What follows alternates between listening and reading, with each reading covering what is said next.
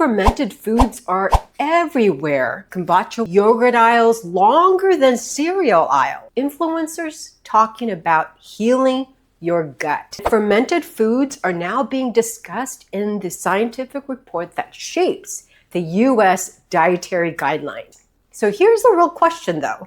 Do fermented foods actually help your health? Or are we just romanticizing bacteria?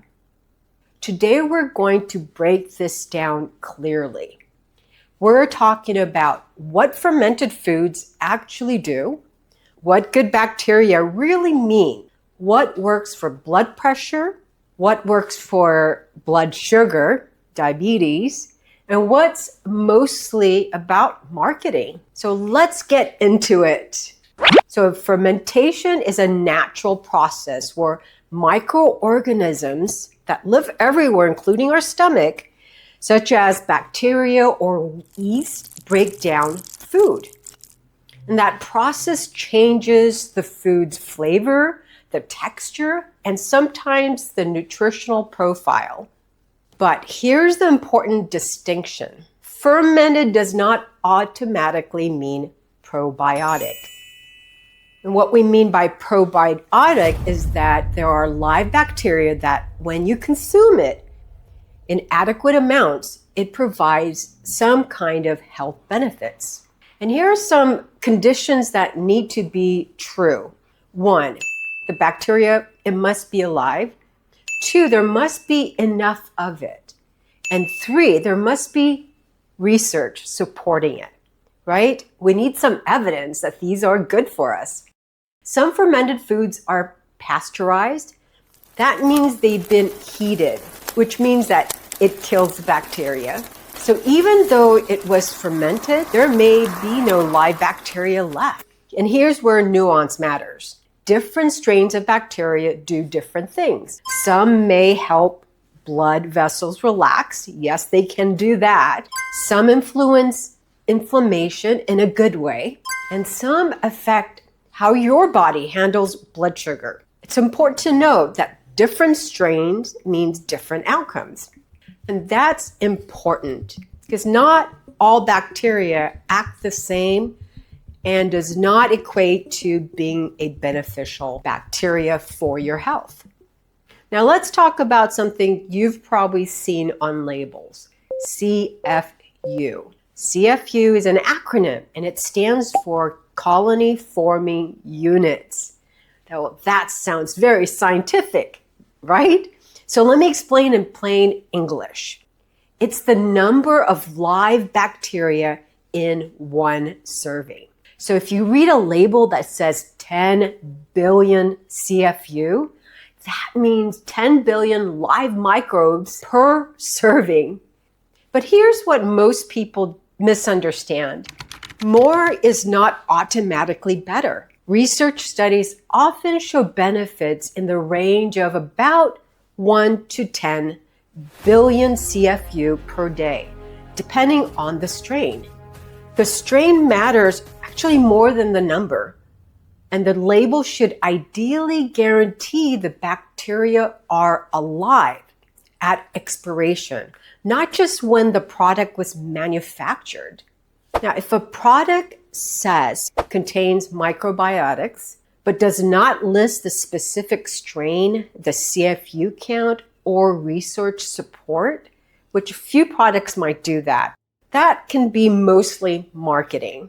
So remember the second probiotic? They don't mention CFU, but they do list the different active cultures. And there's actually text that says live active cultures. And that's what you are going to look for. And then it provides a list of the different strains. It looks like most of the strains that's listed here are lactobacillus, pretty common bacteria strain in a lot of the yogurt brands.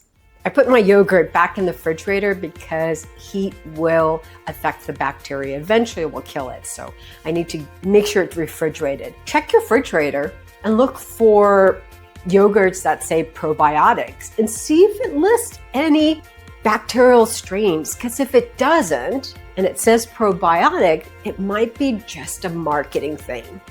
So watch out for that when you're buying some active live cultures or fermented food. Now, some of the fermented foods like kimchi or other types of vegetable fermentation may not list the actual species of bacteria. Let's talk about something very real. Chronic disease such as high blood pressure. And I've studied high blood pressure throughout my PhD days. Nearly half of the US adults have it. And I'm not kidding when I say that. That's actual stats. A large review of clinical trials published in the journal Hypertension found that probiotics reduce blood pressure by about, get this, 3 to 4 points in the top number, which is the systolic number, and about 2 points in the bottom number, which is the diastolic. So both those numbers equate to your blood pressure. Now that might sound small, single digits, but even a 2-point drop in systolic pressure reduces stroke risk at a population level. Now, if we're talking about millions of people, that's going to be important. Why might this happen? Certain bacteria produce natural compounds that influence the same biological pathway as ACE inhibitor medications. Let me be very clear though. Fermented foods do not replace medication, but as part of a larger healthy pattern, think of it as an adjunct therapy, they may provide supportive benefit. And this is realistic science. No replacement of pills, but an added benefit working with your pill to reduce your blood pressure. Here's another chronic disease that millions have, diabetes. So now let's talk about blood sugar. But before we do that, quick definitions. A1C, which you've heard in my previous videos, is a blood test that shows your average blood sugar over 2 to 3 months. Insulin resistance means your body doesn't respond to insulin well.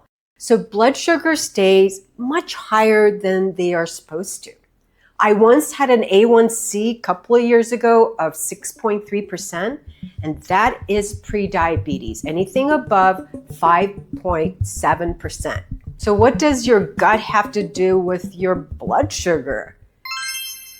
Your gut bacteria influences a whole slew of things, including inflammation, hormones involved in metabolism, and insulin sensitivity. A 2020 review found probiotic supplementation led to small but measurable improvements in fasting blood sugar, insulin resistance, and A1C. Now, the effects were modest, but it was still measurable. Some bacteria produce short-chain fatty acids. These compounds help improve insulin signaling, reduces inflammation, and there are even small studies showing fermented kimchi improve insulin sensitivity more than fresh kimchi, which means it wasn't fermented. That suggests fermentation changes biology, the biology of how the bacteria acts. It's not magic, it's biochemistry. Kimchi, fiber, lactic acid bacteria. Watch the sodium though. Yogurt, strongest evidence base, choose plain and avoid added sugar. Sucralose, raw, refrigerated, unpasteurized. Remember, pasteurization using heat will kill the bacteria. Another one of my favorite, miso. Some long-term data supports cardiovascular benefit. Again, miso is high in sodium, so watch for that. And kombucha, and I drink this periodically. It's interesting.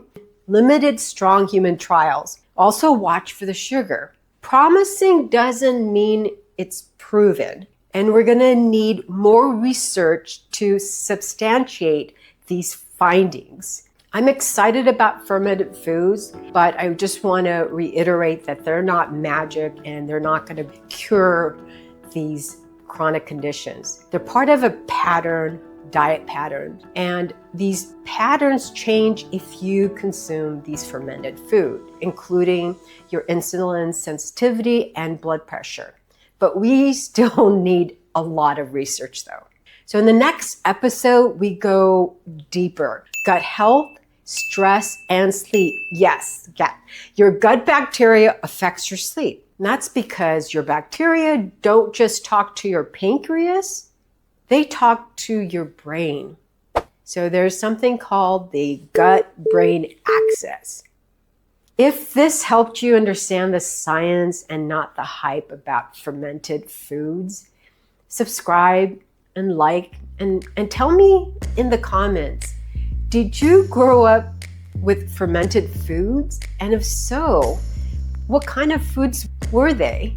Or were you kind of like, well, it's weird and I'm not going to eat that kind of stuff. Thank you for watching, and I'll see you in the next video. Bye-bye.